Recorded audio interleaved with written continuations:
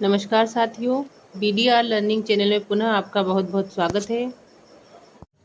इस वीडियो में हम देखने वाले हैं कक्षा 9वीं के सामाजिक विज्ञान के पेपर का समाधान, जो आज सुबह की पारी में कक्षा 9वीं वालों का सोशल साइंस का पेपर हुआ था। वे अपने अंकों का मिलान, अपने प्रश्नों का मिलान इस वीडियो के माध्यम से कर सकते हैं। यदि आप कल के प्रश्न पत्रों का समाधान देखना चाहते हैं तो आप हमारे चैनल में जाकर देख सकते हैं। चलिए शुरू करते हैं। फर्स्ट पेज पे निर्देश दिए गए थे। दूसरे पेज से आपके प्रश्नोत्तर प्रारंभ होते हैं, जिसमें पहला है सही विकल्प चुनकर लिखना, जिसके अंतर्गत पहला प्रश्न दिया गया है, वह स्थलीय भाग जो 3 ओर से समुद्र से घिरा हो वह क्या कहलाता है। वो भाग जो 3 ओर से समुद्र से घिरा हुआ है उसको प्रायद्वीप कहते हैं। आपके सामने 4 ऑप्शन थे, भाभर, प्रायद्वीप, तराई, द्वीप। सही उत्तर है ऑप्शन ब, प्रायद्वीप। भारत भी 3 ओर से समुद्र से घिरा हुआ है, इसलिए भारत को भी एक प्रायद्वीप की संज्ञा दी जाती है। दूसरा था दैनिक तापांतर निम्नलिखित में से किस क्षेत्र में सर्वाधिक पाया जाता है। विकल्प दिए गए थे अ दक्षिणी पठारी क्षेत्र, ब पूर्वी तटवर्ती क्षेत्र, स था थार मरुस्थल, द पश्चिमी तटवर्ती क्षेत्र। जो थार मरुस्थल होता है वहां पर दैनिक तापांतर सर्वाधिक पाया जाता है, तो सही उत्तर आ जाएगा ऑप्शन स, थार का मरुस्थल। तीसरा है रूस में राजशाही का पतन हुआ। विकल्प दिए गए हैं अ 1889 में, ब 1917 ईस्वी में, स 1915 ईस्वी में या द 1919 ईस्वी में। सही उत्तर आ जाएगा 1917 ईस्वी में। रूस में 1917 ईस्वी में जो जार निकोलस द्वितीय थे उनको राज्य से निष्कासित कर दिया था और राजशाही का पतन हो गया था। चौथा है किस आदिवासी नेता ने अंग्रेजों द्वारा लगाए गए वन कानूनों के खिलाफ बस्तर में विद्रोह का नेतृत्व किया। विकल्प दिए गए हैं अ बिरसा मुंडा, ब गुंडाधुर, स रानी गायदिन्यू और द है अल्लूरी सीताराम राजू। यहाँ पर बस्तर का पूछा गया है, तो बस्तर में जो बिरसा मुंडा जी थे उन्होंने अंग्रेजों के खिलाफ विद्रोह किया था, जिसे मुंडा विद्रोह भी कहा जाता है। सही उत्तर आ जाएगा विकल्प अ बिरसा मुंडा। पांचवा है नागरिक व सरकार के बीच झगड़ों का निपटारा कौन करता है। विकल्प दिए गए हैं अ लोकसभा अध्यक्ष, ब सर्वोच्च न्यायालय, स राष्ट्रपति या द गृह मंत्री। जो देश का सर्वोच्च न्यायालय होता है वो नागरिक व सरकार के बीच झगड़ों का निपटारा करता है। जो विकल्प ब है वो आपका सही उत्तर हो जाएगा। छठा दिया गया है विश्व बैंक ने निर्धनता रेखा के लिए कितना डॉलर प्रति व्यक्ति प्रतिदिन निर्धारित किया है। विकल्प अ है $5 प्रति व्यक्ति प्रतिदिन, ब है $3.5 प्रति व्यक्ति प्रतिदिन, स है $1.9 प्रति व्यक्ति प्रतिदिन और द है $8 प्रति व्यक्ति प्रतिदिन। आपका तीसरा जो विकल्प है $1.9 प्रति व्यक्ति प्रतिदिन, ये सही उत्तर हो जाएगा। यही निर्धारित किया है विश्व बैंक ने गरीबी रेखा के लिए। अगला प्रश्न है रिक्त स्थानों की पूर्ति कीजिए है, जिसमें पहला दिया है प्रायद्वीपीय भारत की अधिकांश नदियों के अपवाह तंत्र की प्रवाह की दिशा रिक्त स्थान से रिक्त स्थान की ओर है।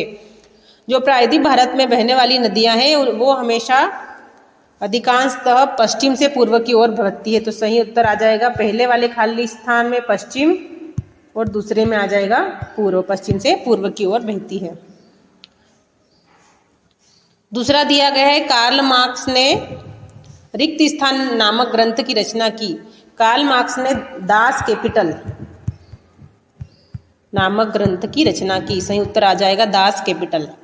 तीसरा दिया है गरीबी रेखा के निर्धारण के लिए भारत में रिक्त स्थान संगठन सर्वेक्षण करता है। जो भारत में गरीबी रेखा के लिए सर्वेक्षण करता है उसे NSSO कहा गया है, जिसका फुल फॉर्म है नेशनल सोशल सर्वे ऑफिस, जिसे हिंदी में कहा जाता है राष्ट्रीय नमूना सर्वेक्षण कार्यालय, NSSO। अगला प्रश्न है वर्ष 1946 में संविधान सभा में उद्देश्य प्रस्ताव रिक्त स्थान के द्वारा पेश किया गया। जो जवाहरलाल नेहरू जी थे उन्होंने उद्देश्य प्रस्ताव 1946 में संविधान सभा में प्रस्तुत किया था। सही उत्तर आ जाएगा जवाहरलाल नेहरू। अगला है रूसी साम्राज्य में मुस्लिम धर्म सुधारक रिक्त स्थान कहलाते थे। रूसी साम्राज्य में मुस्लिम धर्म सुधारक थे, उनको जदीद कहा जाता था। सही उत्तर आ जाएगा जदीद। छठा है लोकतंत्र में जनप्रतिनिधियों का चुनाव रिक्त स्थान करती है। लोकतंत्र में जनप्रतिनिधियों का चुनाव जनता के द्वारा किया जाता है। इस खाली स्थान में लिखना है आपको जनता। प्रश्न क्रमांक 3 पर सही जोड़ी का मिलान करना है। पहला दिया गया है सुंदरवन डेल्टा। सुंदरवन डेल्टा जो है वो भारत के पश्चिम बंगाल राज्य में स्थित है। पहले को मिलाएंगे ई से। दूसरा है नमामि देवी नर्मदे परियोजना। ये जो परियोजना है ये मध्य प्रदेश में चलाई जाती है, तो दूसरे को मिलाएंगे फ से। तीसरा है मत्स्य पालन। मत्स्य पालन एक क्षेत्रक है जो प्राथमिक क्षेत्रक के अंतर्गत आता है। अर्थव्यवस्था के प्राथमिक क्षेत्रक के अंतर्गत इसको रखा जाता है। तीसरे को मिलान करेंगे अ से। चौथा दिया गया है Abraham Lincoln. Abraham Lincoln America के राष्ट्रपति हैं, तो चौथे को मिलाएंगे द से। अब्राहम लिंकन जो थे वो अमेरिका के पूर्व राष्ट्रपति थे। उन्होंने लोकतंत्र के संबंध में एक महत्वपूर्ण परिभाषा भी दी, जो अक्सर आपके परीक्षा में प्रश्न के रूप में आ जाती है कि अब्राहम लिंकन द्वारा लोकतंत्र की कौन सी परिभाषा दी है। तो अब्राहम लिंकन जी ने कहा था लोकतंत्र जनता का, जनता के लिए, जनता द्वारा शासन है। पांचवा है आर के लक्ष्मण। आर के लक्ष्मण एक कार्टूनिस्ट है, तो पांचवे को मिलान करेंगे स से। और अंतिम दिया गया है भारत। तो भारत एशिया महाद्वीप का एक देश है, तो छठे को मिलान करेंगे ब से। प्रश्न क्रमांक 4 में प्रश्नों के उत्तर एक शब्द या एक वाक्य में देना है। पहला दिया गया है कृषि क्षेत्र में कौन सी बेरोजगारी पाई जाती है। कृषि क्षेत्र में छिपी बेरोजगारी पाई जाती है, जिसे प्रच्छन्न बेरोजगारी भी कहते हैं। इसके अंतर्गत ये होता है कि जहाँ पर कम मजदूरों की आवश्यकता हो, वहाँ आवश्यकता से अधिक लोग काम कर रहे हो, ऐसी दिशा में प्रच्छन्न बेरोजगारी वहाँ पर उपस्थित होती है, जिसे छिपी बेरोजगारी भी कहा जाता है। दूसरा प्रश्न है आपका मानसून किसे कहते हैं। मौसमी रूप से जो हवाएं चलती हैं उनको मानसून कहा जाता है। तीसरा दिया है गंगा की मुख्य धाराओं के नाम लिखिए। गंगा की 2 मुख्य धाराएं, एक है भागीरथी और दूसरी है अलकनंदा। कई बार ये भी प्रश्न आता है कि भागीरथी और अलकनंदा किस स्थान पर मिलती है, तो भागीरथी और अलकनंदा जो है वो देवप्रयाग नामक स्थान पर मिलती है। चौथा प्रश्न है भारत में कौन कौन से जलवायु कटिबंध है। तो भारत में उष्ण कटिबंधीय, समशीतोष्ण कटिबंधीय, अल्पाइन, शुष्क क्षेत्र जलवायु कटिबंध है। पांचवा है युंगफोक क्या था। युंगफोक जर्मनी में एक नाजी युवा संगठन था।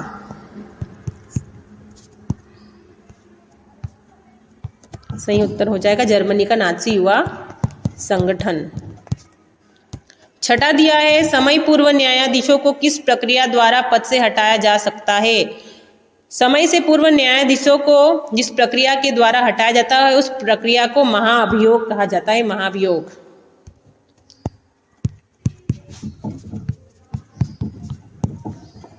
प्रश्न क्रमांक 5 पर सत्य असत्य दिए गए हैं। पहला है फ्रांसीसी समाज में मध्य वर्ग को क्रांति का फायदा मिला।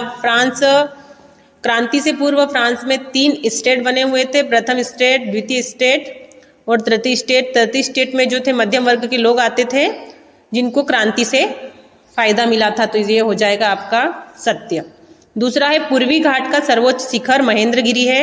ये भी आपका सत्य हो जाएगा, क्योंकि पूर्वी घाट का जो सबसे ऊंचा शिखर है उसको महेंद्रगिरी कहा जाता है। यदि पश्चिमी घाट का पूछा जाता तो अनाईमुड़ी पश्चिमी घाट का सर्वोच्च शिखर है, परंतु यहाँ पे पूर्वी घाट का बोल रहे हैं, तो ये बिल्कुल सत्य कथन है। तीसरा है बेरेन द्वीप भारत के अंडमान निकोबार द्वीप समूह में स्थित है। यह कथन भी आपका सत्य हो जाएगा। चौथा है भारत और श्रीलंका के धरातल को पृथक करने वाली जल राशि पाक जल संधि है। यह कथन भी सत्य हो जाएगा। जो भारत और श्रीलंका के धरातल को अलग करती है उसे पाक जल संधि और एक मन्नार जल संधि कहा जाता है। पांचवा है भारत में बहुमत से चुनाव जीतने वाला दल सरकार बनाता है। यह कथन भी सत्य हो जाएगा। जिस दल के पास बहुमत होता है उसी की सरकार बनती है भारत में। छठा है पालमपुर में पारंपरिक बीजों के प्रयोग से उपज अधिक होती थी। ये कथन आपका असत्य हो जाएगा, क्योंकि पारंपरिक बीजों के प्रयोग से अधिक फसलें नहीं होती थी, उपज कम होती थी।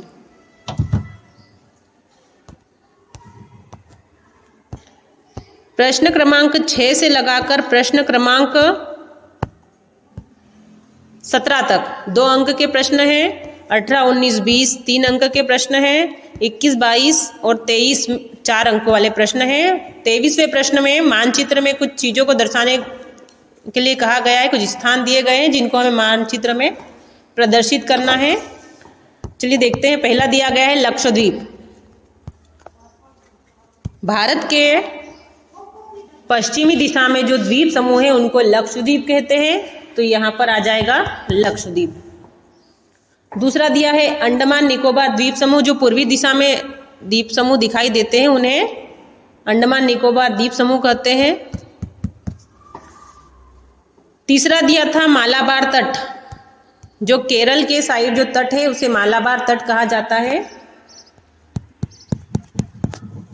चौथा है अरब सागर।